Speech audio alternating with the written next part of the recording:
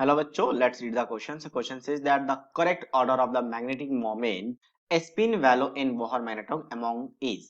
So basically यहाँ से हमें बोहर मैग्नेटिक मोमेंट निकालना है, जिसका formula mu is equal to होता है n into n plus two और यूनिट लिखा जाता है यहाँ पे bm.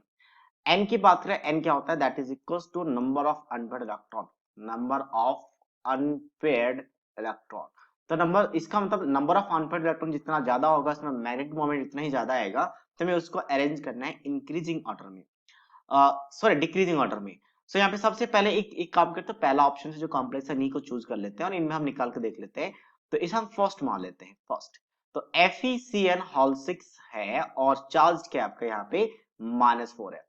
तो सबसे पहला काम होता है इसका ऑक्सीडेशन स्टेट निकालना, जो 6 टाइम्स ऑफ, इसको x मान लेंगे, Fe का निकालना है, इसको 6 times of oxidation state of the CN that is -1 और इक्वल टू जो भी कॉम्प्लेक्स में चार्ज है इक्वल टू लिखा जाता है. तो x यहाँ पे आ जाता है आपका +2. इसका मतलब Fe पे +2 का चार्ज है और Fe के एटॉमिक नंबर की बात करें 26 होता है. जो electronic configuration nearest noble gas that is argon, argon के बाद लिखा जाता है 3d6 N4s2.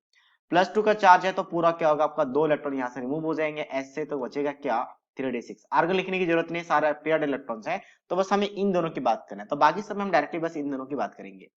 अब यहाँ पे जो साइनाइड है उसे स्ट्रॉन्ग फील्ड लिगेंड कहा जाता है, स्ट्रॉन्ग फील्ड लिगेंड. और स्ट्रॉन्ग फील्ड लिगेंड में क्या होता है, पेयरिंग हो जाता है. मतलब आपका इलेक्ट्रॉन अगर दिखोगे तो इनिशियली तो 6 इलेक्ट्रॉन फिल करने का ये तरीका है, बट इसमें पेयरिंग हो जाता है और पेयरिंग होने की वजह से क्या होगा आपका, एक भी अनपेयर्ड इलेक्ट्रॉन्स नहीं होगा. आफ्टर पेयरिंग मतलब एपी लिखेंगे तो 1 2 3 4 5 6, तो 2 यहाँ पे वैकेंट ऑर्बिटल होगा.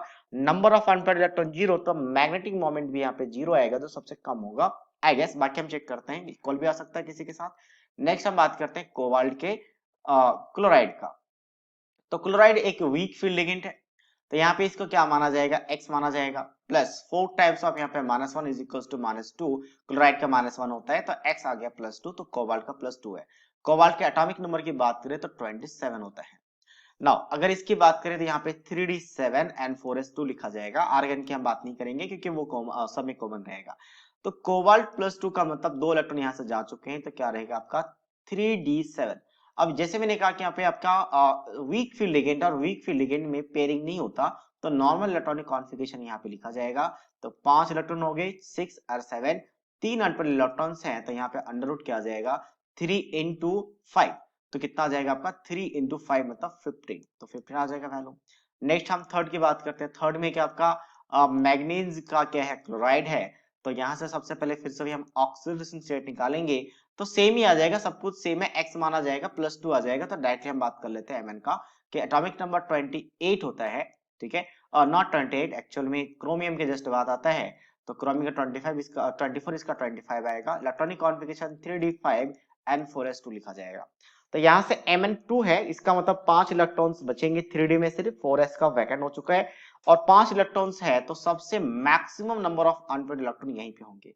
अब जैसे क्लोराइड एक वीक फील्ड लिगेंड, तो पेयरिंग यहाँ पे भी नहीं होगा, तो डायपोल मोमेंट की बात करें तो 5 इंटू 7 यानी कि 35 आ जाएगा. सबसे मैक्सिमम इसी पे है, तो Mn का कंपाउंड में सबसे ज्यादा, ठीक है, ये दोनों ऑप्शन हो सकता है. फिर क्या आएगा, कोबाल्ट आएगा और फिर Fe आएगा, जो कि ऑप्शन डी के साथ फाइनली मैच कर रहा है. तो that means option D is the right answer of this question. So I hope you understood it well. All the best.